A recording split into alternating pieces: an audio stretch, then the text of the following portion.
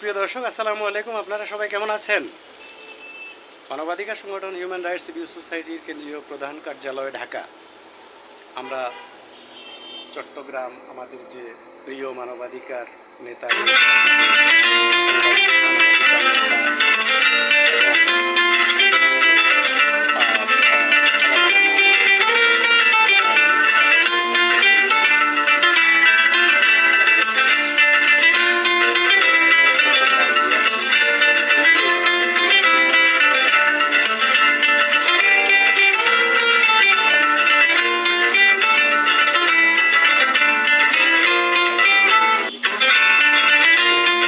টেলিভিশনে আমরা ৯৯টা একটানা মানবাধিকার অগ্রাধিকার অনুষ্ঠান করেছিলাম, মানবতার কল্যাণে, বিশ্বের কল্যাণে।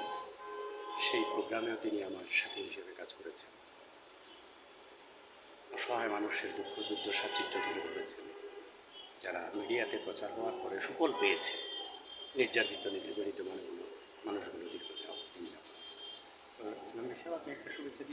আমি আপনাদের সকলের প্রতি আন্তরিক অভিনন্দন, শুভেচ্ছা জানাচ্ছি। আমি প্রধান কার্যালয়ে আসছি অনেকদিন পরে। আসলে আমি কারোর সাথে তেমন একটা প্রোগ্রাম করতে পারিনি, কিন্তু অফিসে এসে স্যারের সাথে যে আমি এখন যে স্যার আমাকে যে গিফটটা দিচ্ছে, এটা আমার কল্পনাও ছিল না। আমি খুবই আনন্দিত। আর সকল কর্মীদের প্রতি আমার আকুল আহ্বান থাকবে যে প্রধান কার্যালয়ের প্রতি আপনারা শ্রদ্ধা বোধ করে সকল কার্যক্রম করুন, মানুষের পাশে দাঁড়ান। দুঃখী মানুষের পাশে, অনেক দুঃখী মানুষ অনেক কষ্টের মধ্যে জীবনযাপন করতেছে, যেটা আপনাদের একটু চোয়া ফেলে তারা অনেক কিছু মনে করে।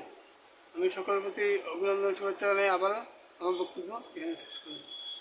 আরও একটা কথা জানিয়ে রাখি যে সাংবাদিক আলমগীর কবিরের নেতৃত্বে সে চট্টগ্রাম কাপ্তাই, পার্বত্য চট্টগ্রাম কাপ্তাই দোভাষী বাজারে একটা বিশাল সেমিনার, আন্তর্জাতিক মানের একটা প্রোগ্রাম হয়েছিল, যেটা আমাদের ক্লাস 1 প্রোগ্রাম হিসাবে, আন্তর্জাতিক প্রোগ্রাম হিসাবে স্বীকৃতি পেয়েছিল। আলমগীর সাহেবের নেতৃত্বে সেই প্রোগ্রামে আমাকে প্রধান অতিথি করে। আবারও আশা করি যে কেপিএম পেপার মিলটা চালু হলে, পুরোদম উন্নয়নের পথ দেখলে আমার অন্তর্বর্তী সরকারের মাধ্যমে আবার এই পুনরায় অন্তর্বর্তী সরকারের সকল প্রধানগণ সহ আমরা আবার কেপিএম মিলে একতাবদ্ধ হব, যে উন্নয়ন কীভাবে এগিয়ে নেওয়া যায় বিশ্ববাসীকে আমরা দেখিয়ে দেবো।